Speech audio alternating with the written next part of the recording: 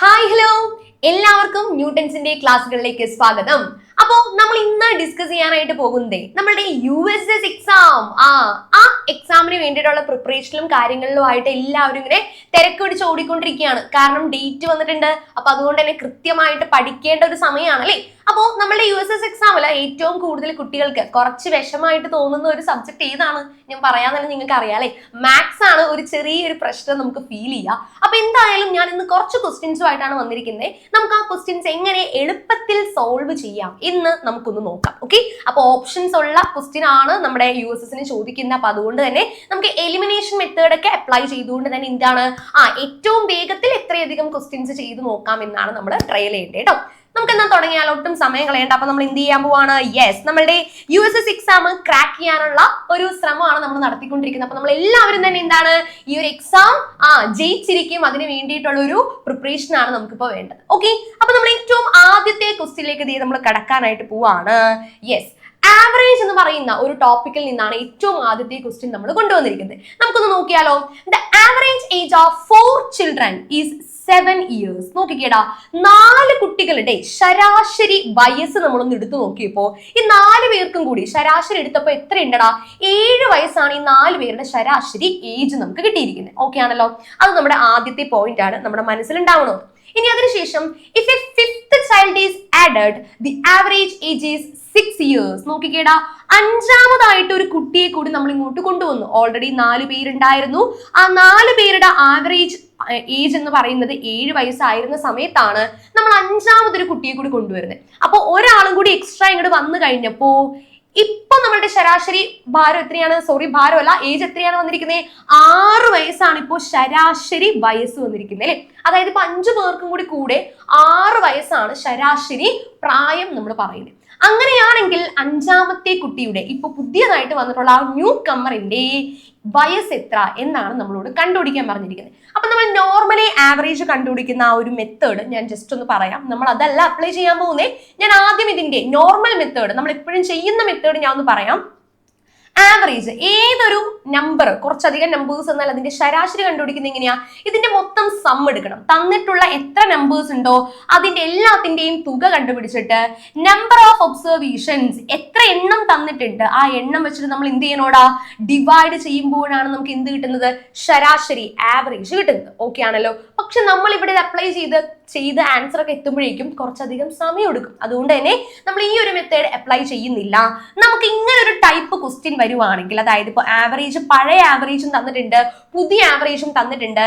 ഇപ്പൊ പുതിയതായിട്ടൊരു ആള് വന്നു, അപ്പൊ ആളുടെ വയസ്സ് എത്ര എന്നൊക്കെ ചോദിച്ച്, ഇപ്പൊ വയസ്സ് തന്നെ ആവണമെന്നില്ല, ഭാരം ചോദിക്കാം, അതേപോലെ തന്നെ മാർക്ക് ചോദിക്കാം, പല രീതിയിൽ ക്വസ്റ്റ്യൻ വരാം. അപ്പൊ എന്താണെങ്കിലും ഈ ഒരു ടൈപ്പിലാണ് ക്വസ്റ്റ്യൻ പോയിരിക്കുന്നത് എങ്കിൽ അത് കണ്ടുപിടിക്കാനായിട്ട് നമുക്കൊരു ചെറിയൊരു ഇക്വേഷൻ ഉണ്ട്, ചെറിയൊരു ഷോർട്ട് ട്രിക്ക് ഉണ്ട്. നമുക്ക് നോക്കിയാലോ, ഷോർട്ട് ട്രിക്ക് എന്താന്ന് നോക്കിയാലോ.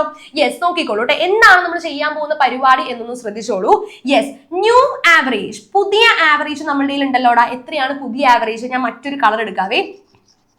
പുതിയ ആവറേജ് നമ്മളിപ്പോ 6 വയസ്സാണ് പുതിയതായിട്ട് കിട്ടിയിരിക്കുന്നത് നമ്മളുടെ ശരാശരി. ഓക്കെ ആണല്ലോ. ന്യൂ ആവറേജ് അവിടെ ഉണ്ട്, അതവിടെ നിൽക്കട്ടെ.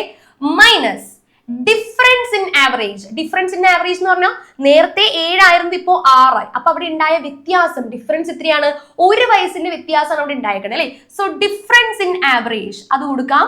ഡിഫറൻസ് ഇൻ ആവറേജ് ഇൻടു പഴയ കുട്ടികളുടെ എണ്ണം, നമ്പർ ഓഫ് ഓൾഡ് കിഡ്സ്. എത്ര കുട്ടികൾ നേരത്തെ ഉണ്ടായിരുന്നു? Number of old kids.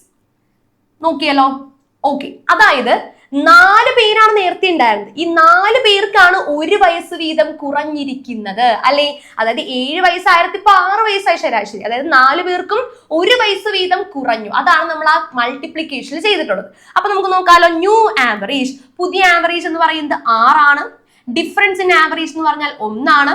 പഴയ കുട്ടികളുടെ എണ്ണം, എത്ര കുട്ടികളാണ് നേരത്തെ ഉണ്ടായിരുന്നത്? 4 ആണ്. അപ്പൊ ബ്രാക്കറ്റ് ഇട്ട് തന്നെ വേണം ചെയ്യാനായിട്ട്, അല്ലാതെ 6 - 1 × 4 ചെയ്തു വെച്ചാൽ തെറ്റിപ്പോകും.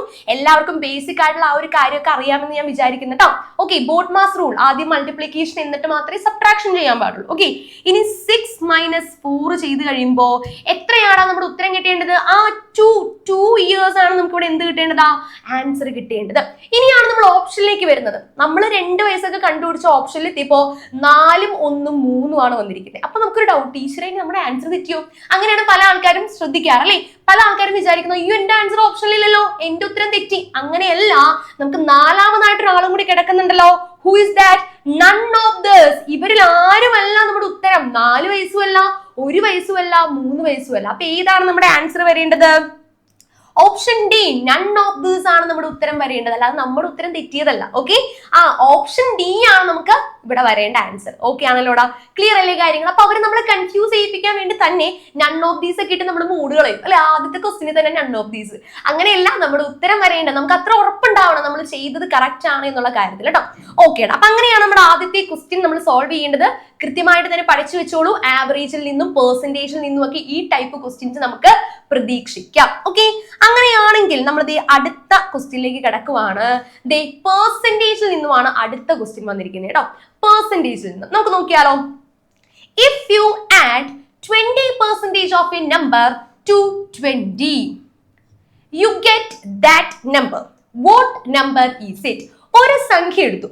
ഒരു സംഖ്യയുടെ 20% നമ്മൾ 20 കൂട്ടിക്കഴിഞ്ഞാൽ അതേ സംഖ്യ തന്നെ കിട്ടും എന്നാണ് അടുത്ത ചോദ്യം. ഓക്കെ, അപ്പൊ ഒരു സംഖ്യ നമ്മൾ n ആക്കി എടുക്കുന്നത്. എക്സ് വേണ്ടാന്ന് വെച്ചിട്ടാണ് ഞാൻ n ആക്കി കേട്ടോ.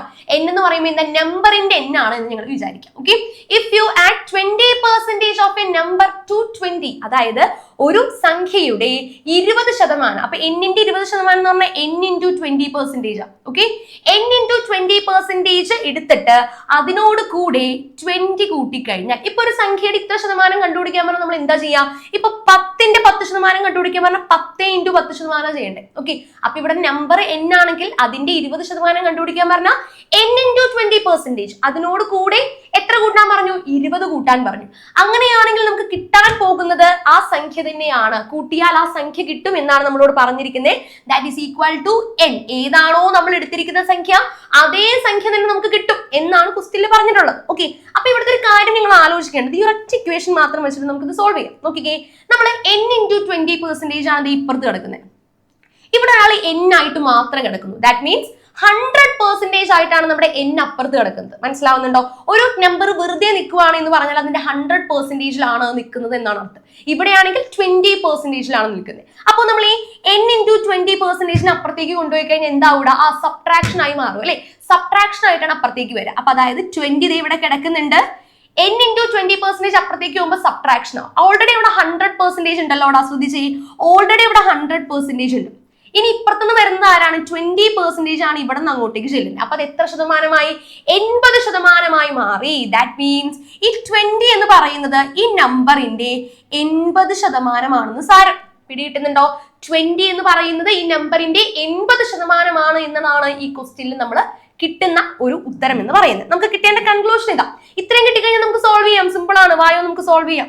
അതായത് 20 എന്ന് പറയുന്ന സംഖ്യ 80% ആണെങ്കിൽ 100% എത്ര? അതാണ് നമ്മുടെ ചോദ്യം. നമുക്ക് കണ്ടുപിടിക്കാലോ. 20 is equal to 80/100 എന്ന് മാറ്റി എഴുതുന്നു. ഉടനെ തന്നെ 0 കട്ട് ചെയ്ത് കളയുന്നു. 8/10 വെച്ചിട്ടൊന്നും നമ്മൾ യാതൊരു കാലത്തും ചെയ്യാൻ പാടില്ല. എന്ത് ചെയ്യണം?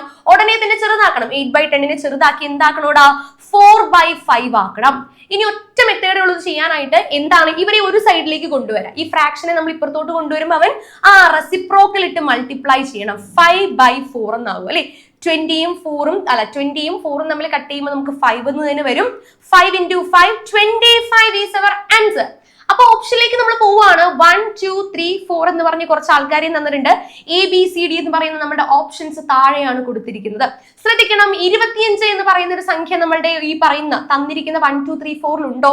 25 ഇല്ല അല്ലെ. നോക്കാം, നമുക്ക് 30 - 5 ഉണ്ട്, 26 ഉണ്ട്, 5ന്റെ സ്ക്വയർ തന്നിട്ടുണ്ട്, 19 + 7 ഉണ്ട്.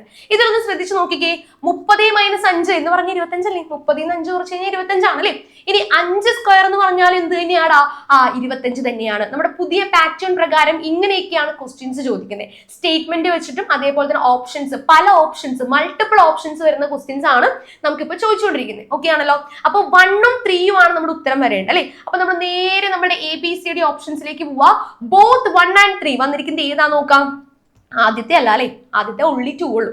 ഇനി ബി ആണെങ്കിലോ ബോത്ത് 2 and 4 നമുക്ക് അവന്മാരെ വേണ്ട, അവന്മാരല്ല നമ്മുടെ ആൻസർ. ഇനി സി നോക്കാം, ബോത്ത് 1 and 3 അതാണ് നമ്മുടെ answer. Option C both 1 and 3 അതാണ് നമ്മുടെ ഉത്തരമായിട്ട് നമുക്ക് ഇങ്ങോട്ടേക്ക് വരേണ്ടത്. 25 കിട്ടണം, 30 - 5 25 വരും, 5ന്റെ സ്ക്വയറും 25 വരും അല്ലേ. So both 1 and 3 is our correct answer. Okay ആണല്ലോടാ, ക്ലിയർ? അങ്ങനെയാണെങ്കിൽ നമ്മളുടെ മൂന്നാമത്തെ ക്വസ്റ്റ്യനിലേക്ക് നമ്മൾ കിടക്കുവാണ്. മൂന്നാമത്തത് ഏജ് പ്രോബ്ലം ആണ്. ഓക്കെ, വയസ്സ് വെച്ചിട്ട് ചോദിക്കാൻ പോകുന്ന കുറച്ച് ക്വസ്റ്റ്യൻസിൽ നിന്ന് ഒരെണ്ണമാണ് ഈ എടുത്തിരിക്കുന്നത് കേട്ടോ. നോക്കാം നമുക്ക് എന്താ.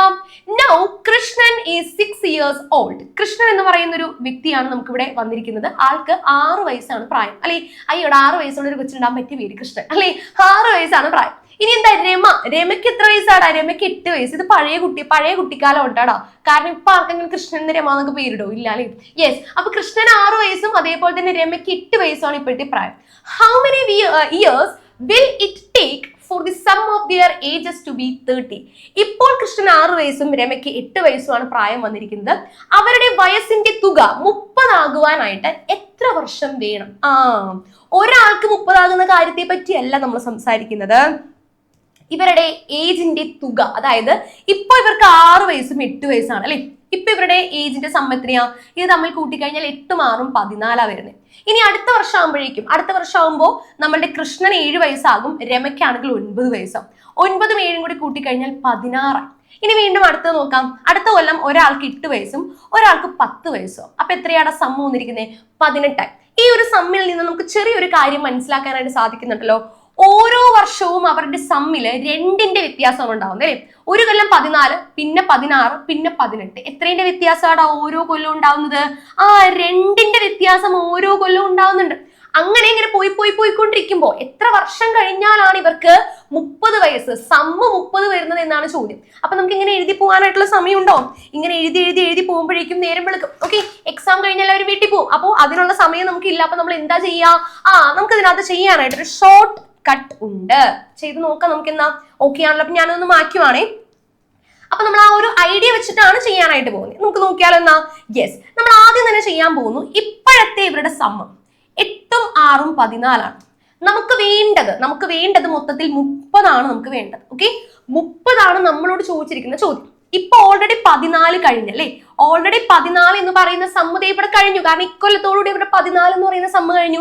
ഇനി എത്രത്തോളം വേണം? ഇനി എത്രയും കൂടിയാണ് വേണ്ടത് 30ലേക്ക് ആവാനായിട്ട്? 16ന്റെ കുറവും കൂടി ഉണ്ട് അല്ലെ. 30 ആവാനായിട്ട്, ടോട്ടൽ സം 30 ആവാനായിട്ട് ഇനി 16ന്റെ കൂടി കുറവുണ്ട്. ഇനി നമുക്ക് നോക്കാം. ഈ 16 എന്ന് പറയുന്ന സംഖ്യ ഒരു കൊല്ലം 2 വയസ്സിന്റെ വ്യത്യാസം വീതമാണ് കൂടിക്കൊണ്ടിരിക്കുന്നതെന്ന് പറഞ്ഞില്ല. അപ്പൊ നമ്മൾ എന്ത് ചെയ്താൽ മതി? ഈ 16നെ 2 വെച്ചിട്ട് ഡിവൈഡ് ചെയ്യാം. എന്താണ്? 16നെ 2 വെച്ചിട്ട് ഡിവൈഡ് ചെയ്ത് കഴിഞ്ഞാൽ എത്ര കൊല്ലം കൊണ്ട് 16 വയസ്സാവുന്ന കിട്ടൂലേ? എത്ര കൊല്ലം കൊണ്ടാണ്? 16/2 എന്ന് പറയുമ്പോൾ 8 വർഷം കൊണ്ടാണ് നമുക്ക് എന്ത് കിട്ടുന്നത്? 30 വയസ്സ് കംപ്ലീറ്റ് ആകുന്നത്. നല്ലൊരു ക്വസ്റ്റ്യൻ ആണ്. ആലോചിച്ച് ചെയ്തില്ലെങ്കിൽ തെറ്റിപ്പോവാനും സാധ്യതയുണ്ട്. ഓക്കെ, ആലോചിച്ച് ചെയ്തില്ലെങ്കിൽ തെറ്റിപ്പോവാനുള്ള സാധ്യത കൂടുതലാണ്. ഓക്കെ, അപ്പൊ എന്താണ് ഇവിടെ ചെയ്തത്? ആദ്യം നമ്മൾ സം എടുക്കുന്നു. സമ്മ് ചെയ്തപ്പോൾ നമുക്ക് 14 എന്ന് കിട്ടി.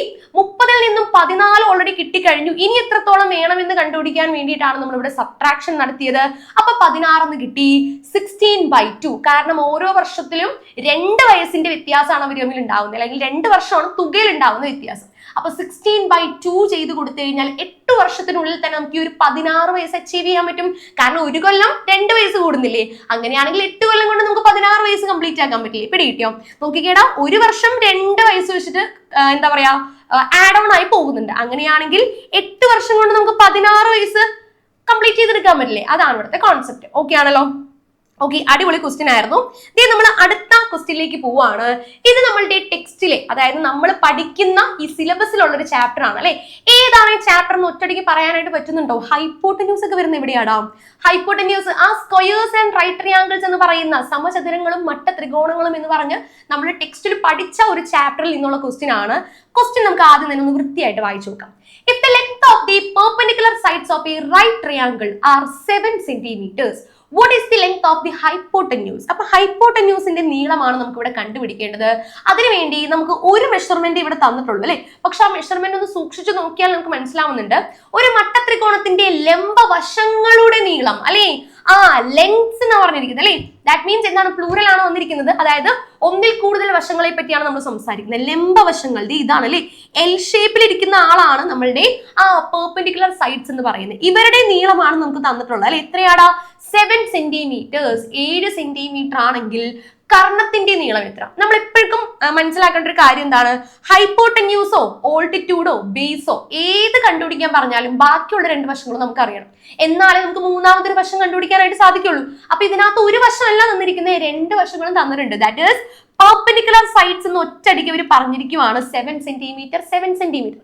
അപ്പൊ ഉടനെ തന്നെ നമ്മളൊരു റൈറ്റ് ട്രയാങ്കിൾ മട്ട ത്രികോണം ഇതേപോലെ വരച്ചിട്ട് ഹൈപ്പോട്ടന്യൂസ് കണ്ടുപിടിക്കാനുള്ള മാർഗങ്ങൾ നോക്കാം. ഓക്കെ, അപ്പോ ഹൈപ്പോട്ടന്യൂസ് ഇതാണ് നമ്മുടെ ഹൈപ്പോട്ടന്യൂസ് വരുന്നത്, ഇതാണ് നമ്മുടെ ബേസ് വരുന്നത്, ഇതാണ് നമ്മുടെ ഓൾട്ടിറ്റ്യൂഡ് വരുന്നത്. ഓക്കെ ആണല്ലോ. ഓക്കെ, ഇതാണ് നമ്മുടെ കർണം, മലയാളത്തിൽ കർണം എന്ന് പറയും. ഇത് പാദമാണ്, ഇതാണ് നമ്മുടെ ലംബം. ഓക്കെ ആണല്ലോ. കണ്ടുപിടിക്കേണ്ടത് കർണമാണ് കണ്ടുപിടിക്കേണ്ടത്. അപ്പൊ ഹൈപ്പോട്ടന്യൂസ് കണ്ടുപിടിക്കാനുള്ള ഇക്വേഷൻ നമ്മൾ വളരെ ഭംഗിയായിട്ട് അറിഞ്ഞിരിക്കണം. Hypotenuse is equal to root of base square plus altitude square. നമ്മൾ ഹൈപ്പോട്ടന്യൂസിൽ മാത്രമേ പ്ലസ് ചെയ്യുന്നുള്ളൂ, ബാക്കി 2 കാര്യത്തിൽ നമ്മൾ എന്താ മൈനസ് ആണ് ചെയ്യേണ്ടത്. ഏറ്റവും ലോങ്സ്റ്റ് സൈഡ് ഹൈപ്പോട്ടന്യൂസ് ആണ്, അതുകൊണ്ട് തന്നെ ബാക്കി എന്ത് കണ്ടുപിടിക്കാൻ പറഞ്ഞാലും ഹൈപ്പോട്ടന്യൂസ് വലുതായതുകൊണ്ട് അതിൽ നിന്നും കുറയ്ക്കുവാണ് ചെയ്യുന്നത്. അങ്ങനെ ഓർത്ത് വെക്കുക കേട്ടോ. അപ്പൊ നമുക്കിവിടെ ചെയ്യാലോ. ബേസ് 7 സെന്റിമീറ്റർ, അപ്പൊ 7 സ്ക്വയർ പ്ലസ് ഇനി ഓൾട്ടിറ്റ്യൂഡ് എത്രയാ? ഓൾട്ടിറ്റ്യൂഡും 7 സ്ക്വയർ. നമ്മൾ ഇത് റൂട്ട് കൊടുത്തു. റൂട്ട് ഓഫ് 49 പ്ലസ് 49 എന്നാ വരിക അല്ലെ. 49 49 കൂട്ടണം. എത്ര കിട്ടൂടാ? റൂട്ട് 98 എന്നാ നമുക്ക് കിട്ടുന്നത് അല്ലെ. അപ്പൊ അതിനകത്തൊരു ചെറിയ പ്രശ്നമുണ്ട്. കാരണം 98 എന്ന് പറയുന്ന നമ്പർ ഒരു പെർഫെക്റ്റ് സ്ക്വയർ ആണോ? അല്ല. ഒരു 2 കൂടി ഇട്ടായിരുന്നെങ്കിൽ 100 ആക്കി നമുക്ക് 10 എഴുതായിരുന്നു ആൻസർ അല്ലേ. പക്ഷെ നമ്മളിവിടെ പെട്ടു. കാരണം എന്താണ്? റൂട്ട് 98 എന്നാ തന്നിരിക്കുന്നത്. നമ്മളുടെ ഓപ്ഷൻസ് നോക്കുകയാണെങ്കിലോ 23, 20, 25, 15 ഇവനോട് അടുത്ത് കിടക്കുന്ന ആരും ഇവിടെ തന്നിട്ടില്ല അല്ലെ. അപ്പൊ നമ്മൾ എന്ത് ചെയ്യും? അങ്ങനെ ഒരു സംഭവം നമ്മളുടെ ഈ കുറച്ച് നാളുകളായിട്ട് ക്വസ്റ്റ്യൻ പേപ്പറിൽ വരുന്നുണ്ട്. ഓപ്ഷൻ നമ്മളെ തെറ്റിക്കാൻ വേണ്ടി മനഃപൂർവ്വം ബോധപൂർവ്വം തന്നെ എന്താ ആൻസർ കൊടുക്കൂല. അപ്പൊ നമ്മൾ എന്ത് ചെയ്യും? അയ്യോ എന്റെ ആൻസർ തെറ്റി. ഇപ്പൊ ഇത് കാണുമ്പോൾ നമ്മൾ എന്താ വിചാരിക്കാം? ആൻസർ തെറ്റിയിട്ട, ഞാൻ ചെയ്തതിൽ എന്തോ കുഴപ്പമുണ്ട്, ഇതിനകത്ത് ഏതോ ആണ് ആൻസർ വരേണ്ടത്, അത് എനിക്ക് കിട്ടിയിട്ടില്ല എന്ന് പറഞ്ഞാൽ നമ്മൾ വീണ്ടും വീണ്ടും എന്താ ഒരു ക്വസ്റ്റ്യനിൽ തന്നെ പണിതുകൊണ്ടിരിക്കും. ഓക്കെ, ആ ഒരു പരിപാടി മനസ്സിലാക്കാൻ വേണ്ടിയാണ് പറഞ്ഞത്. അറ്റ് എ ടൈം ഒരു ക്വസ്റ്റ്യൻ ചെയ്ത് കിട്ടിയില്ലെങ്കിൽ വിട്ടേക്ക്. ഓക്കെ, ആ ഒരെണ്ണം കിട്ടിയില്ലെങ്കിൽ നമ്മൾ അവിടെ വെച്ച് സ്റ്റോപ്പ് ചെയ്യുന്നു, അടുത്ത ക്വസ്റ്റ്യനിലേക്ക് പോകുന്നു. നമ്മൾ 20 ക്വസ്റ്റ്യൻസിൽ ബാക്കി രണ്ടാമത്തെ ക്വസ്റ്റ്യൻ ആയിട്ടുണ്ടാവുള്ളൂ ചിലപ്പോൾ. 18 ക്വസ്റ്റ്യൻസ് നമുക്ക് വേണ്ടി വെയിറ്റ് ചെയ്യുവാണ് അല്ലെ. അപ്പൊ നമ്മൾ എന്ത് ചെയ്യുക? ഒരു സ്ഥലത്ത് കിട്ടിയില്ലെങ്കിൽ അവിടെ നിർത്തിക്കോ, നമ്മൾ ഇനി അടുത്ത ക്വസ്റ്റ്യനിലേക്ക് പോവുക. അതായത് ഒരു ക്വസ്റ്റ്യനിൽ ഒരിക്കലും കൂടുതൽ സമയം സ്പെൻഡ് ചെയ്യരുത് എന്നുള്ളൊരു സംഭവമാണത്. അപ്പൊ ബോധപൂർവ്വം അവർ ഓപ്ഷൻസ് ഇങ്ങനെ ഇട്ട് തരും. അപ്പൊ നമ്മൾ അതിനകത്ത് വീണ് പോവരുത്. വീണ്ടും വീണ്ടും ചെയ്തൊരു 5 മിനിറ്റ് അതിനകത്ത് കളഞ്ഞു, സമയം പോയില്ലേ? സമയം വളരെ പ്രധാനപ്പെട്ടതാണ്. അതുകൊണ്ട് തന്നെ അടുത്ത ക്വസ്റ്റ്യനിലേക്ക് കിടക്കാം. ഓക്കെ ആണല്ലോ. അപ്പൊ ഇതിന്റെ ഉത്തരം ഇതൊന്നുമല്ല, നമ്മുടെ ഉത്തരം കറക്റ്റ് ആണ്. റൂട്ട് 98 ആണ് നമുക്ക് വരേണ്ടത് കേട്ടോ. പിന്നെ നമുക്കത് മാറ്റി എഴുതാം, നമുക്ക് അത്രയൊന്നും പോകണ്ട. റൂട്ട് 98 എന്ന് വെച്ചിട്ട് നമുക്ക് നിർത്താവുന്നതാണ്. Okay, yes. അങ്ങനെയാണെങ്കിൽ നമുക്ക് 5ാമത്തെ ക്വസ്റ്റ്യനിലേക്ക് കടന്നാലോ? ഓക്കെ, 5ാമത്തെ ക്വസ്റ്റ്യൻ വളരെ ഇൻട്രസ്റ്റിംഗ് ആയിട്ടുള്ള ഒരു പിക്ചർ ഒക്കെ തന്നിട്ടുള്ള ഒരു ക്വസ്റ്റ്യൻ കൂടിയാണ് അല്ലെ. നോക്കാം നമുക്ക്. If the rectangle shown in the given picture has an area 500 square centimeter. നമുക്ക് ഇവിടെ ഒരു ചതുരത്തില് ഒരു ഫിഗർ തന്നിട്ടുണ്ട് അല്ലെ. ഇതിനകത്ത് ഇതിന്റെ ഏരിയ പരപ്പളവ് തന്നിട്ടുണ്ട്. എത്രയാടാ? 500 സ്ക്വയർ സെന്റിമീറ്റർ. 500 സെന്റിമീറ്റർ സ്ക്വയർ ആണ് നമുക്ക് ഇതിന്റെ എന്ത് ഏരിയ പറഞ്ഞിരിക്കുന്നത്. Then what will be the area of the shaded portion? അങ്ങനെയാണെങ്കിൽ ഈ ഓറഞ്ച് കളറിൽ ഷെയ്ഡ് ചെയ്തിരിക്കുന്ന ഈ ഭാഗങ്ങളുടെ മാത്രം പരപ്പളവ് എത്രയാണ് എന്നാണ് നമ്മളോട് കണ്ടുപിടിക്കാൻ പറഞ്ഞിരിക്കുന്നത്. അപ്പൊ നമ്മൾ ആദ്യം തന്നെ ചെയ്യേണ്ട ഒരു കാര്യം, ഇതിനകത്ത് എത്ര കളങ്ങൾ ഉണ്ടെന്ന് നമ്മളൊന്ന് എണ്ണി നോക്കണം. ഓക്കെ, നമുക്ക് നോക്കിയാലോ.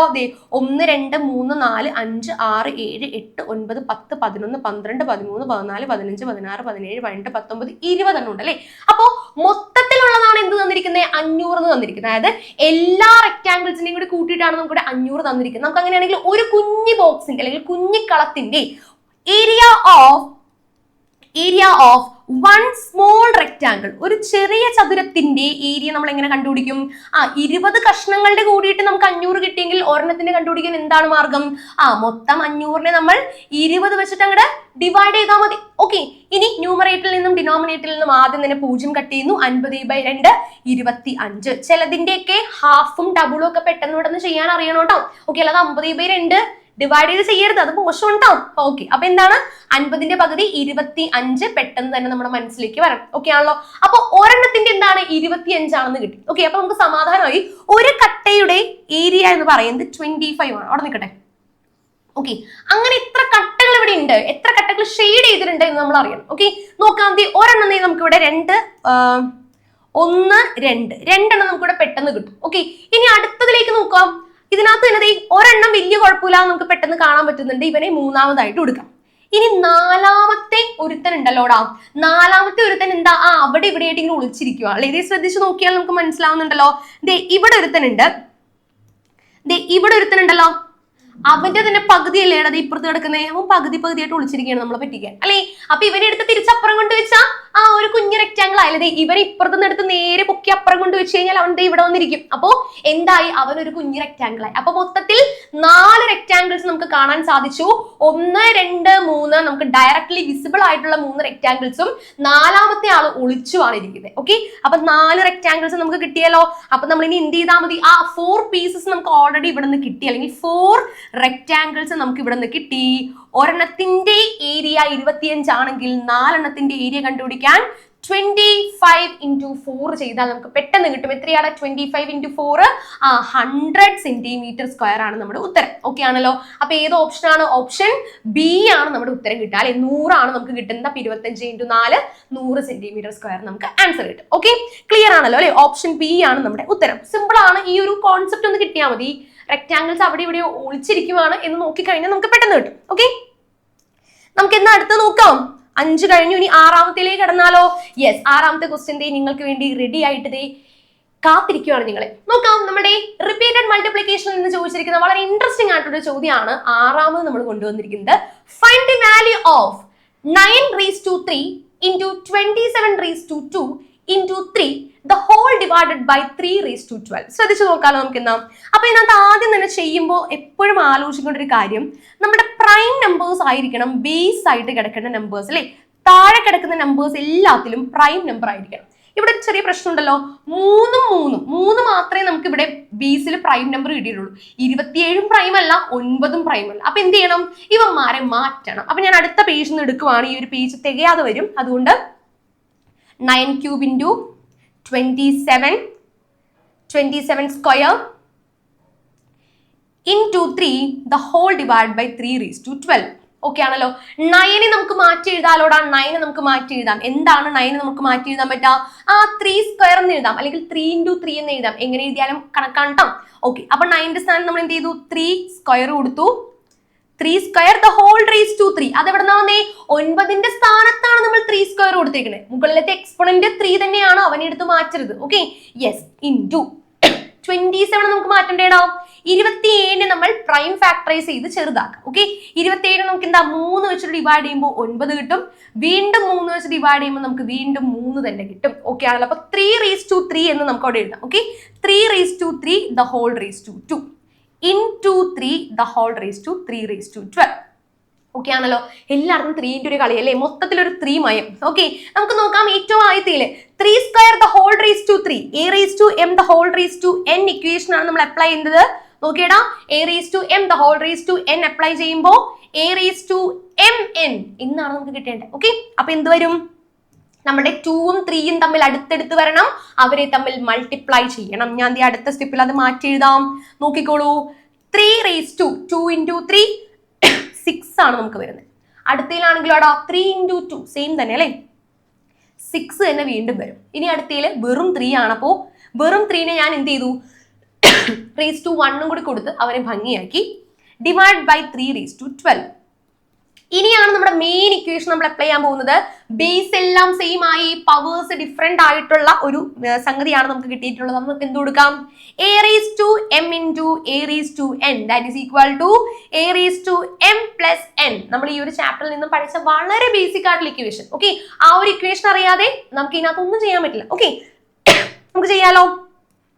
3 raised to പവേഴ്സ് നമ്മൾ ആഡ് ചെയ്യാൻ പോവാണേ. 6 plus 1 the whole divided by 3�12. Okay, അപ്പൊ മുകളിൽ എന്ത് വരൂടാ, അപ്പുറത്ത് എന്തായി 3�13 the whole divided by 3�12. Okay ആണല്ലോ. ഡിവിഷൻ വന്നല്ലേ. ഡിവിഷൻ വരുമ്പോ എന്താ ചെയ്യാം, നമ്മള് ഇക്വേഷൻ എഴുതാം. a raised to m divided by a raised to n that is equal to a raised to m minus n എന്നാ വരണ്ടേ അല്ലേ. അപ്പൊ എന്ത് ചെയ്യണം, 3^13 - 12 that is equal to 3:1 ആണ് നമുക്ക് ഉത്തരം വരേണ്ടത്. ഓക്കെ, 3:1 എന്ന് പറഞ്ഞാൽ 3 തന്നെയാണ് നമുക്ക് ഉത്തരം വരേണ്ടത് അല്ലെ. ഒരു തവണയേ ഉള്ളൂ, ഒറ്റ തവണയും നമുക്ക് വന്നിട്ടുള്ളൂ. അപ്പൊ ആൻസർ ഏതാണ് വരേണ്ടത്? ഓപ്ഷൻ ഡി 3 ആണ് നമ്മുടെ ഉത്തരമായിട്ട് നമുക്ക് ഇങ്ങോട്ടേക്ക് വരേണ്ടത്. ഓക്കെ ആണല്ലോ. അപ്പൊ കൃത്യമായിട്ട് ഇത് ചെയ്ത് നോക്കണം, കാരണം കുറച്ചധികം സ്റ്റെപ്സ് ഇവിടെ ചെയ്യാനായിട്ടുണ്ട്. ഇക്വേഷൻസും നല്ല അടിപൊളിയായിട്ട് അറിഞ്ഞിരിക്കണം കേട്ടോ. ഓക്കെ ആണല്ലോ. നമ്മളുടെ 7ാമത്തെ ക്വസ്റ്റ്യൻ നമുക്ക് നോക്കാം. The numbers 8, 13, 18 are obtained by adding 3 to the multiples of 5. അപ്പോൾ 5ന്റെ ഗുണിതങ്ങളോട് 3 കൂട്ടിയാണ് നമ്മളിവിടെ തന്നിട്ടുള്ള 8, 13, 18 എന്ന് പറയുന്ന സംഖ്യകൾ കണ്ടുപിടിച്ചിരിക്കുന്നത്. നമുക്ക് അതൊന്ന് കറക്റ്റ് ആണോ എന്നൊന്ന് ചെക്ക് ചെയ്യാം. നോക്കി, 5ന്റെ മൾട്ടിപ്പിൾസ് എന്ന് പറയുമ്പോൾ ഏറ്റവും ആദ്യത്തെ മൾട്ടിപ്പിൾ 5 × 1 5 ആണ്. അതിനോട് കൂടെ നമ്മൾ എന്ത് കൂട്ടുന്നു? 3 കൂട്ടുന്നു. 5 + 3 എന്ന് പറയുമ്പോൾ 8 ആണ് അല്ലെ. ഇനി അടുത്ത 5ന്റെ മൾട്ടിപ്പിൾ എടുക്കുവാണ്. 5 × 2 10 ആണ്. അതിനോടുകൂടെ നമ്മൾ 3 കൂട്ടുന്നു, അപ്പൊ നമുക്ക് 13 കിട്ടും. ഓക്കെ, ഇനി വീണ്ടും അടുത്ത മൾട്ടിപ്പിൾ എന്ന് പറഞ്ഞാൽ 5 × 3 15 ആണ്. 15നോട് കൂടെ 3 കൂട്ടുന്നു, അപ്പൊ നമുക്ക് എന്ത് കിട്ടും? 18 എന്ന് കിട്ടും. അപ്പൊ നമ്മുടെ സീരീസ് കറക്റ്റാ, കാരണം 8, 13, 18 കറക്റ്റ് ഓർഡറിൽ തന്നെ പോകുന്നുണ്ട് അല്ലെ മക്കളെ. യെസ്, അപ്പോൾ നമുക്ക് ആ ഒരു കാര്യം പിടികിട്ടി. നമ്മളോട് ചോദിച്ചിരിക്കുന്ന ചോദ്യം എന്താണ്? What is the general form of these numbers? ഈ സംഖ്യകളുടെ പൊതുവായ രൂപം ഏത്? അല്ലെങ്കിൽ ബീജഗണിത രൂപമില്ലേടാ നമ്മൾ ഷോർട്ട് ഹാൻഡ് മാത്ത് എന്ന് പറയുന്ന ചാപ്റ്ററിൽ പഠിച്ച ആ സംഗതിയാണ് ഇവിടെ ചോദിച്ചിട്ടുള്ളത് കേട്ടോ. നമുക്ക് നോക്കിയാലോ എന്നാ, എങ്ങനെയാണ് ഇത് കണ്ടുപിടിക്കുക? അതായത് 5ന്റെ ഏതോ ഒരു മൾട്ടിപ്പിൾ ഉണ്ട്, അതിനോട് കൂടെ നമ്മൾ എത്രയാണ് കൂട്ടിയത്? 3 കൂട്ടുന്നു. അപ്പൊ നമ്മൾ ഓപ്ഷൻസിൽ തന്നെ പെട്ടെന്ന് കണ്ടുപിടിക്കാം, അല്ലാതെ നമ്മൾ തലവകുഞ്ഞ് ആലോചിക്കാനൊന്നും ഇല്ലാട്ടെ. അതിനകത്ത് 3 കൂട്ടിയിരിക്കുന്നു, അതായത് +3 വരുന്ന ഓപ്ഷൻ ഉണ്ടോ നോക്കിയാൽ മതി. എടാ ഫസ്റ്റ് ഓപ്ഷനിൽ തന്നെ +3 എടാ, രക്ഷപ്പെട്ടു. ഇനി നമുക്ക് മറ്റേത് കൂടെ നോക്കാം. +3n ഉണ്ട്, +5n ഉണ്ട്, +5 ഉണ്ട്. അപ്പൊ ശ്രദ്ധിക്കണം, ആഡിങ് 3 3 കൂട്ടിക്കിട്ടുന്ന എന്ന് ക്വസ്റ്റിന് തന്നെ പറയുന്നുണ്ട് അല്ലെ. 3 കൂട്ടിക്കിട്ടുന്ന എന്ന് ക്വസ്റ്റിന് തന്നെ പറയുന്നുണ്ട്. വീണ്ടും നമ്മൾ എന്ത് ചെയ്യാൻ പോകണ്ട? വീണ്ടും നമ്മൾ അത് ചെയ്യാനൊന്നും പോകണ്ട. +3 ഉള്ള ഓപ്ഷൻ ഉണ്ടോ എന്ന് നോക്കി വേഗം തന്നെ നിങ്ങൾ ടിക്ക് ചെയ്യാം. Okay, option A 5n + 3. 5ന്റെ ഏതോ ഒരു ഗുണിതം, അതായത് n-ന്റെ സ്ഥാനത്ത് 5n + 3. n-ന്റെ സ്ഥാനത്ത് നമ്മൾ 1, 2, 3, 4 നമ്പേഴ്സ് അങ്ങനെ ഇട്ട് കൊടുത്തു കഴിഞ്ഞാൽ നമുക്ക് ഈ ഒരു സീരീസ് കിട്ടും. പിടികിട്ടുന്നുണ്ടോ? അതായത് നമ്മൾ ഇവിടെ ചെയ്ത പോലെ കണ്ടോ, 5n ഫോമിലാണ് ഇത് കിടക്കുന്നത്. നാച്ചുറൽ നമ്പേഴ്സ് ആണ് n-ൽ കിടക്കുന്നത്. 1, 2, 3, 4, 5, 6 എന്ന് അങ്ങോട്ട് പോയി കഴിഞ്ഞാൽ നമുക്ക് കൃത്യമായിട്ട് ഈ ഒരു പാറ്റേൺ കംപ്ലീറ്റ് ചെയ്യാനായിട്ട് സാധിക്കും. അപ്പോൾ ഓപ്ഷൻ എ 5n + 3 ആണ് നമ്മുടെ ഉത്തരം കിട്ടേണ്ടത്. നല്ല ക്വസ്റ്റ്യൻ ആണ്, സിമ്പിൾ ക്വസ്റ്റ്യൻ ആണ്, തെറ്റിച്ച് കളയരുത് ഇങ്ങനത്തെ ക്വസ്റ്റ്യൻസ് ഒക്കെ വന്നു കഴിഞ്ഞാൽ. നമ്മളുടെ 8ാമത്തെ ക്വസ്റ്റ്യൻ റേഷ്യോ എന്ന് പറയുന്ന അടിപൊളി ചാപ്റ്ററിൽ നിന്നും ചോദിച്ചിട്ടുള്ള ക്വസ്റ്റ്യൻ ആണ്. നമുക്ക് നോക്കിയാലോ എന്നാ. യെസ്, നമ്മളുടെ ഇവിടുത്തെ ആൾക്കാർ ആരൊക്കെയാണ്? അപ്പുക്കുട്ടനും അമ്മുക്കുട്ടിയും. നോക്കി, അവരെന്താണ് ചെയ്യുന്നത്? Divided the gift amount received on Onam. ഓണത്തിന് കുറച്ച് പൈസയൊക്കെ കിട്ടിയവർക്ക്, ഓണത്തിന് കുറച്ച് പൈസയൊക്കെ കിട്ടി. അതവർ എന്ത് ചെയ്തു എന്നാ പറയുന്നേ? 4:3 എന്ന അംശബന്ധത്തിലാണ് ഇവർ ഭാഗിച്ചെടുത്തത്. ഓക്കെ, 4:3 അംശബന്ധത്തില് ഇവർ രണ്ടുപേരും കൂടെ തുക ഭാഗിച്ചെടുത്തു. എത്ര രൂപയാ കിട്ടിയേക്കുന്നതെന്ന് ക്വസ്റ്റ്യനിൽ പറയുന്നില്ല. അടുത്ത ഇൻഫോർമേഷൻ നോക്കുകയും, ഇഫ് അപ്പു ഗോട്ട് 1200 rupees, ഇനി അപ്പുവിന് 1200 രൂപ ലഭിച്ചു എങ്കിൽ how much did Ammu get? അപ്പുവിന് 1200 കിട്ടിയെങ്കിൽ അമ്മുവിന് എത്ര കിട്ടിയെന്ന് നമുക്ക് അറിയണ്ടേ? അപ്പുവിന്റെ കാര്യം മാത്രം അറിഞ്ഞാൽ പോരല്ലോ, നമുക്ക് അമ്മുക്കുട്ടിയുടെ കാര്യം അറിയണം. അപ്പൊ നമ്മൾ എന്ത് ചെയ്തു? വളരെ എളുപ്പത്തിൽ ഇത് സോൾവ് ചെയ്യാനായിട്ട് പോവാണേ. ശ്രദ്ധിക്കാം, നമുക്ക് അപ്പു ഈസ് ടു അമ്മു. ആദ്യം നമുക്ക് ഇവരുടെ റേഷ്യോ ഒന്ന് ഓർഡറിൽ എഴുതാം. റേഷ്യോ മാറിപ്പോയത് കേട്ടോ, കാരണം അപ്പുവിന്റെ പേരാണ് ഇവിടെ ആദ്യം പറയുന്നത്, രണ്ടാമതാണ് അമ്മുവിന്റെ പേര് പറയുന്നത്. അതേപോലെ തന്നെ റേഷ്യോയും നമ്മൾ എടുത്ത് എഴുതണം. അപ്പു ഈസ് ടു അമ്മു എന്ന് പറഞ്ഞാൽ 4:3 ആണ്. അതായത് അപ്പുവിന് 4 ഭാഗം ലഭിച്ചാൽ അമ്മുവിന് കിട്ടുന്നത് 3 ഭാഗമായിരിക്കും. അതാണ് നമ്മുടെ 4:3ന്റെ ഉദ്ദേശം. ഓക്കെ, ഇനി നമുക്ക് നോക്കാം. നമ്മുടെ അപ്പുവിനാണ് 1200 രൂപ, അതായത് 4 ഭാഗം എന്ന് പറഞ്ഞാൽ എത്രയാണ്? 1200 ആണ്.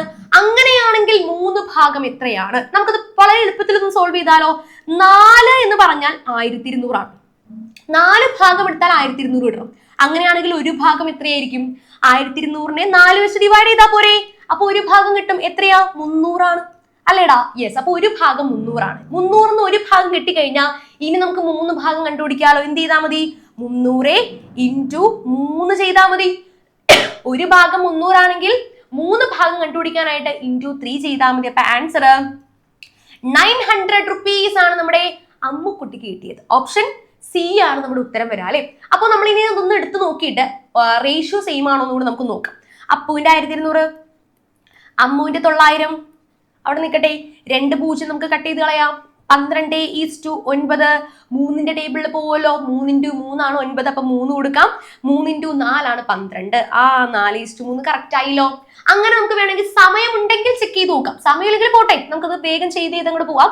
സമയമുണ്ട്, ലാസ്റ്റ് ഇത്തിരി സമയം ബാക്കി ഉണ്ടെങ്കിൽ നമുക്ക് ഇതൊക്കെ ഒന്ന് ക്രോസ് ചെക്ക് ചെയ്യാവുന്നതാണ്. ഓക്കെ ആണല്ലോ. അപ്പൊ വളരെ സിമ്പിൾ ആയിട്ട് ഇങ്ങനെ വേണം സോൾവ് ചെയ്യാൻ. അല്ലാതെ 4/7 3/7 ഒന്നും എടുത്ത് സമയം കളയരുത്. ഓക്കെ ആണല്ലോ. 4 ഭാഗം 1200 ആണെങ്കിൽ ഒരു ഭാഗം കണ്ടുപിടിക്കാൻ 1200/4 അപ്പൊ 300 കിട്ടും. ഒരു ഭാഗം 300 ആണെങ്കിൽ 3 ഭാഗം, അമ്മുവിന് കിട്ടിയ 3 ഭാഗം എങ്ങനെ കണ്ടുപിടിക്കാം? 300 × 3 900 ആണ് നമുക്ക് കിട്ടും. ഓക്കെ, പിടികിട്ടുന്നുണ്ടല്ലോ അല്ലെ? ഓക്കെ, അങ്ങനെയാണെങ്കിൽ നമ്മുടെ 9ാമത്തെ ക്വസ്റ്റ്യൻ നമുക്ക് നോക്കിയാലോ. ഇവിടെ ഒരു നമ്പർ സീരീസാ തരുന്നത്. നമ്മളുടെ മെന്റൽ എബിലിറ്റി എന്ന് പറയുന്ന ഒരു പാർട്ട് കൂടി നമ്മുടെ എക്സാമിന് ഉണ്ടല്ലേ മക്കളെ. നമ്മുടെ ടെക്സ്റ്റിൽ നിന്ന് പഠിച്ച ക്വസ്റ്റ്യൻസ് കൂടാതെ നമുക്ക് എത്രത്തോളം നമ്മൾ ആലോചിച്ച് ചെയ്യുന്നുണ്ടോ, മാനസിക ശേഷി എന്നാണ് മലയാളത്തിൽ പറയുന്നത്. അപ്പൊ നമുക്ക് എത്രത്തോളം മെന്റൽ എബിലിറ്റി ഉണ്ട് എന്ന് അളക്കുന്ന ടൈപ്പ് ഓഫ് ക്വസ്റ്റ്യൻ ആണിത്. നോക്കിക്കോളൂ. 6, 9, 18, 21, 42, 45 ഒരു നമ്പർ സീരീസ് ആണ് ഇവിടെ തന്നിട്ടുള്ളത്. അപ്പൊ ഇതിങ്ങനെ പോയിക്കൊണ്ടിരിക്കുന്നത് ഏതോ ഒരു പ്രത്യേക പാറ്റേണിലാണ് ഇത് പോയിക്കൊണ്ടിരിക്കുന്നത്. ഓക്കെ, നമുക്കൊന്ന് നോക്കിയാലോ. അപ്പൊ എപ്പോഴും ചെയ്യേണ്ട ഒരു കാര്യം, ഒരു സംഖ്യയും അതിനടുത്ത സംഖ്യയും തമ്മിലുള്ള ബന്ധം എന്താണെന്ന് ആദ്യം നോക്കാം. അതായത് 6ഉം 9ഉം തമ്മിൽ എന്തെങ്കിലും ബന്ധമുണ്ടോ? ഉണ്ട്. 6നോട് കൂടെ 3 കൂട്ടിയാലാണ് 9 കിട്ടുക അല്ലേടാ? അത് കറക്റ്റ് അല്ലേ? ഇനി 9ഉം 18ഉം തമ്മിൽ എന്തെങ്കിലും ബന്ധമുണ്ടോ നോക്കാലോ. എന്താണ് 9ഉം 18ഉം തമ്മിൽ? 9ന്റെ ഇരട്ടിയല്ലേ 18. 9 × 2 ചെയ്താലേ നമുക്ക് 18 കിട്ടാം. അതെ, അത് കറക്റ്റാ. ഇനി 18ഉം 21ഉം 18 21 തമ്മിൽ എന്താ? 18 കഴിഞ്ഞാൽ 19 20 21 3 കൂട്ടണം. ഇനി 21ഉം 42ഉം തമ്മിൽ എന്താണ് ബന്ധം? 21ന്റെ ഇരട്ടി × 2 ചെയ്താലേ നമുക്ക് 42 കിട്ടാം. ഇപ്പൊ തന്നെ നമുക്കൊരു കാര്യം പിടികിട്ടിയല്ലോ. +3 × 2 +3 × 2 ഈ ഒരു പാറ്റേൺ ആണ് ഇവിടെ ഫോളോ ചെയ്ത് പോയിക്കൊണ്ടിരിക്കുന്നത്. പിടികിട്ടിയോ? ആദ്യം +3 ചെയ്യുന്നു, പിന്നെ × 2 ചെയ്യുന്നു, വീണ്ടും +3 ചെയ്യുന്നു, വീണ്ടും × 2 ചെയ്യുന്നു. ഈ ഒരു പരിപാടിയാണ് ഇവര് ഫോളോ ചെയ്ത് പോയിക്കൊണ്ടിരിക്കുന്നത്. ഇനി അടുത്ത സ്റ്റെപ്പ് എന്താ? മുകളിൽ വീണ്ടും 42നോട് കൂടെ +3 3 കൂട്ടിയാലാണ് 45 കിട്ടുക. അപ്പൊ അടുത്ത സ്റ്റെപ്പ് എന്തായിരിക്കും? അടുത്ത സ്റ്റെപ്പ് നമുക്ക് മറ്റൊരു കളർ എടുത്തിട്ട് എഴുതാം. നോക്കി, താഴെ നമ്മൾ എന്താ × 2 ആ ചെയ്യുന്നത്, മുകളിലാണ് +3 ചെയ്യുന്നത്. അപ്പൊ 45 × 2 ചെയ്താലാണ് നമുക്ക് അടുത്ത നമ്പർ എത്രയായിരിക്കും എന്ന് കിട്ടുക അല്ലെ. സോ 45 × 2 ചെയ്താൽ മതി. 45 × 2 എത്രയാണ്? 90 ആണ് നമ്മുടെ ആൻസർ ആയിട്ട് നമുക്ക് ഇങ്ങോട്ടേക്ക് കിട്ടാം. പിടികിട്ടുന്നുണ്ടോ? അപ്പൊ നമ്പർ സീരീസ് കുറച്ചധികം ഒന്ന് പ്രാക്ടീസ് ചെയ്ത് നോക്കണം, എന്നാലേ നമ്മൾ ആ ഒരു ഫ്ലോയിലേക്ക് വരുള്ളൂ. ഓക്കെ, ഓരോ ക്വസ്റ്റിനൊക്കെ നമ്മളോട് ചോദിക്കുകയുള്ളൂ, പക്ഷെ അതിൽ നമ്മൾ കൃത്യമായിട്ട് ആൻസർ കണ്ടുപിടിക്കാൻ പറ്റണം. ഓപ്ഷൻ എ ആണ് നമ്മുടെ ഉത്തരം വരുന്നത്. ഓപ്ഷൻ എ 90 ആണ് നമ്മുടെ ഉത്തരം. Okay, yes. അപ്പൊ നമ്മൾ ഈ ഒരു സീരീസിൽ ഏറ്റവും അവസാനത്തെ ക്വസ്റ്റിനിലേക്കാണ് കിടക്കുന്നത്. 10ാമത്തെ ക്വസ്റ്റ്യൻ ആണ്. ഓക്കെ, 10ാമത്തതും വളരെ വെറൈറ്റി ആയിട്ടുള്ള ഒരു മെന്റൽ എബിലിറ്റി ക്വസ്റ്റ്യൻ ആണ്. നോക്കിക്കോളൂ കേട്ടോ. ഇവിടെ നമ്മുടെ താരം പ്രിയയാണ്. ഓക്കെ, പ്രിയയാണ് നമ്മുടെ ഇവിടുത്തെ മെയിൻ ആള്. Priya's position in a queue. അപ്പൊ പ്രിയ എന്തോ കാര്യത്തിന് നമ്മുടെ സ്കൂളിൽ എന്തോ പോയിട്ട് എന്ത് ചെയ്യുവാണ്? ഓഫീസിന് മുന്നിൽ ക്യൂ നിൽക്കുവാണ്. എന്തോ ഒരു പരിപാടി ഉണ്ട്. അപ്പൊ ക്യൂ നിൽക്കുവാണ്. അപ്പോ നമ്മുടെ പ്രിയയുടെ മുന്നിലോട്ടും പിന്നിലോട്ടും കുറെ ആൾക്കാരുണ്ട്. അപ്പൊ ഇതാണ് നമ്മുടെ പ്രിയ കേട്ടോ. ഇതാണ് നമ്മുടെ പ്രിയക്കുട്ടി. പേര് കൊടുക്കാം പ്രിയ. പ്രിയ ഇങ്ങനെ നിൽക്കുവാണേ. അപ്പോ നമുക്ക് നോക്കാം. Priya's position in a queue is 11th from the front. അതായത് മുന്നിൽ നിന്ന് നോക്കിക്കഴിഞ്ഞാൽ പ്രിയയുടെ പൊസിഷൻ 11ാമതാണ്. ദാറ്റ് മീൻസ് പ്രിയയുടെ മുന്നിൽ എത്ര പേരും കൂടി ഉണ്ട്? 10 പേരും കൂടി പ്രിയയുടെ മുന്നിലുണ്ട്. 10 പേര് പ്രിയയുടെ മുന്നിലുണ്ട്. ആ കാര്യം ക്ലിയർ ആണല്ലോ. ഓക്കെ, ഇനി അടുത്ത പരിപാടി. And 17 from the back. ബാക്കിൽ നിന്ന് നോക്കിക്കഴിഞ്ഞാൽ എത്രയാടാ? ബാക്കിൽ നിന്ന് നോക്കിക്കഴിഞ്ഞാൽ 17ാമത്തെ പൊസിഷനിലാണ് ആര് നിൽക്കുന്നത്? നമ്മളുടെ പ്രിയ നിൽക്കുന്നത്. അപ്പൊ 17ാമത്തെ പൊസിഷനിലാണ് നിൽക്കുന്നത് പറഞ്ഞാൽ ബാക്കി 16 പേര് താഴ്ത്തോട്ടില്ലേ? പിടികിട്ടുന്നുണ്ടോ? 16 പേര് താഴ്ത്തോട്ടുണ്ട്. ഓക്കെ, മുന്നിൽ നിന്ന് 10 പേരും, അതായത് ബാക്കിലേക്ക് 16 പേര് ഇവിടെ ഉണ്ട്. നമ്മുടെ പ്രിയയുടെ മുന്നിലും ബാക്കിലും ആയിട്ടുണ്ട്. നമ്മളോട് ചോദിച്ചിരിക്കുന്ന ചോദ്യം എന്താണ്? Then how many people are there in that queue. ഇങ്ങനെയൊക്കെയാണ് നമ്മളുടെ അവസ്ഥ എങ്കിൽ ഈ ക്യൂവിൽ എത്ര പേരുണ്ട്? അതാണ് നമ്മുടെ ചോദ്യം. ഓക്കെ, ഈ ക്യൂവിൽ എത്ര പേരുണ്ട് എന്നാണ് നമ്മുടെ ചോദ്യം. എങ്ങനെ കണ്ടുപിടിക്കാം? മുന്നിലോട്ട് 10 പേരുണ്ട്, പിന്നിലോട്ട് 16 പേരുണ്ട്. അപ്പൊ നമുക്ക് എങ്ങനെ കൂട്ടാം? 10 പേര് മുന്നിലോട്ടുണ്ട്, 16 പേര് പിന്നിലോട്ടുണ്ട്. ഇപ്പൊ തന്നെ എത്ര പേരായി? 26 പേര്. ഇനി ഒരാൾ കൂടി ഇല്ലേ? അതാരാ? നമ്മുടെ പ്രിയനെ കൂട്ടണ്ടേ? കുറച്ച് ആൾക്കാർ ചെയ്യുന്ന ഒരു പ്രശ്നമാണ്. 10ഉം 16ഉം കൂട്ടിയേക്കും. നമ്മുടെ മെയിൻ ആള് പ്രിയനെ ഒഴിവാക്കും. ആ ഒരു ഓപ്ഷൻ ഇവിടെ ഉണ്ട്. 26 ഉണ്ട് ഇവിടെ. നമ്മൾ തെറ്റിച്ചു വെക്കും ഇല്ലേ? സംഭവിക്കാൻ സാധ്യതയുള്ള ഒരു കാര്യമാണ് ഞാൻ പറഞ്ഞത്. പ്ലസ് നമ്മുടെ പ്രിയ ആ ഒരാളും കൂടി കൂട്ടിക്കഴിഞ്ഞാൽ നമ്മുടെ ആൻസർ കറക്റ്റ് ആവുള്ളൂ. അപ്പൊ എന്താടാ?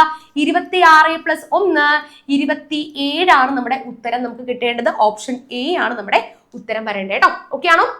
27 നമ്മുടെ ഉത്തരം കൃത്യമായിട്ട് ഇങ്ങോട്ടേക്ക് വരേണ്ടത്. ഓക്കെ, 27 ഓപ്ഷൻ എ ആണ് നമ്മുടെ ഉത്തരം വരേണ്ടത് കേട്ടോ.